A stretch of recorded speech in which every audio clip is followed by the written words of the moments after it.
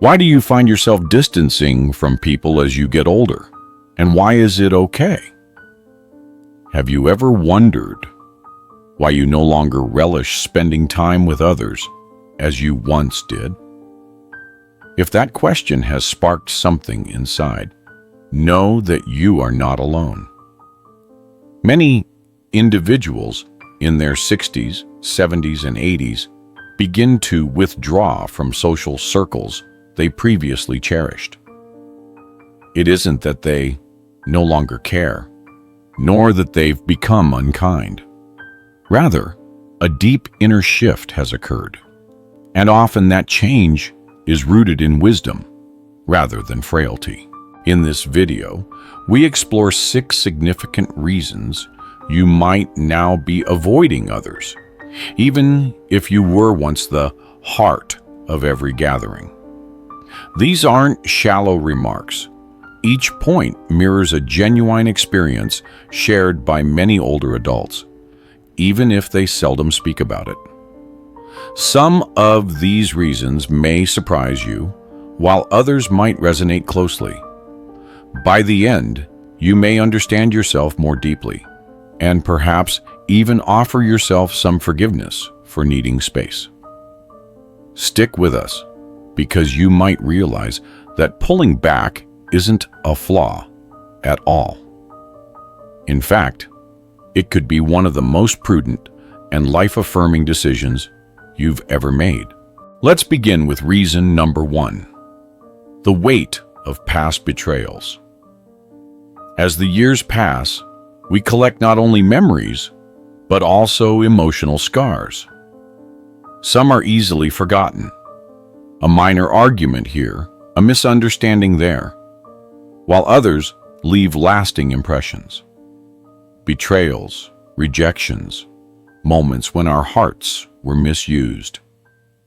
Consider Clara, an 81-year-old woman who once hosted lively dinner parties every weekend. She adored the sound of laughter, the rhythm of music, and the warmth of a bustling home. Over time, however, things shifted. Friends drifted apart. One revealed a secret. Another simply vanished when her husband passed. It wasn't one devastating blow, but rather a constant trickle of minor disappointments that led her to value solitude over company. Not out of dislike for people, but for the sake of preserving peace over pretense. Reason number 2 is the desire for peace over idle chatter. In your youth, you might have tolerated conversations that led nowhere, exchanges full of superficial pleasantries, gossip, or mere noise. Yet as you mature, that tolerance naturally wanes. Take Bernard, a 76-year-old former sales professional.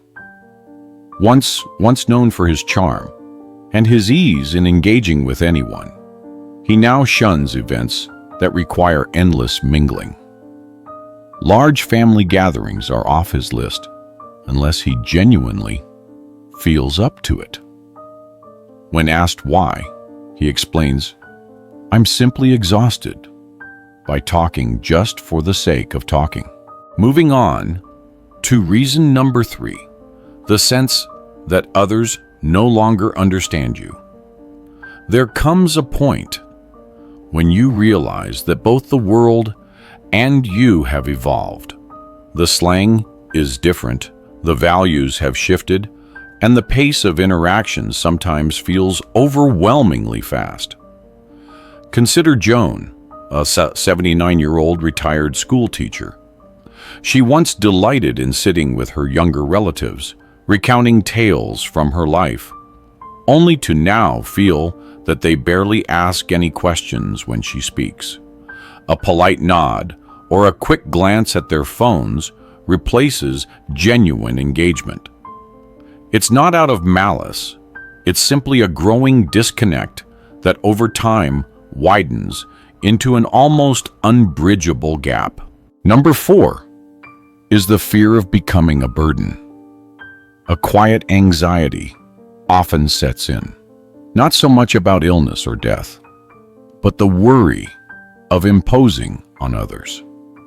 You hesitate to disrupt someone's day or to ask for assistance even when you need it.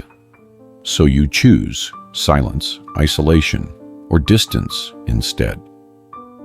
Think of Edward, an 84-year-old widower who once spent weekends joyfully with his daughter's family. As his mobility lessened, he increasingly declined invitations. When questioned, he remarked, "I don't want them to have to rearrange their lives around me." Reason number 5 is the subtle fading away of old connections.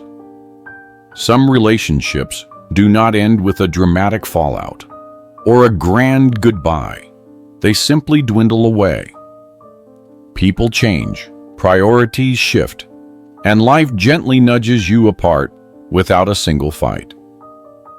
Deborah, a 73-year-old woman, once shared weekly walks with her childhood friend. Over time, those walks dwindled from being a weekly tradition to a rare occurrence, and eventually, they ceased altogether. No drama, just the quiet acceptance that their lives had taken separate paths. Finally, reason number 6 highlights the newfound delight in your own company. There comes a stage where you no longer chase after crowded rooms because you've discovered something many never do. Your own company is more than enough. Consider Martin, an 82-year-old man who once thrived on the social buzz of hosting gatherings. These days, he finds greater pleasure in quietly observing the birds from his porch than in throwing parties. When asked if he ever feels lonely, he simply smiles and replies, "I have enough stories in my mind to keep me company for days." In closing, which of these 6 reasons resonated with you most? Perhaps it was the gentle fade of old bonds, or the realization that seeking peace isn't something you need to justify. Remember, drifting apart from others does not mean you are broken or antisocial. It signifies wisdom, the right to choose, and the honor of pacing your own life. Even in moments of solitude, you are seen, heard, and never truly alone. Thank you for watching, and if you found this content uplifting, please like, comment, and subscribe.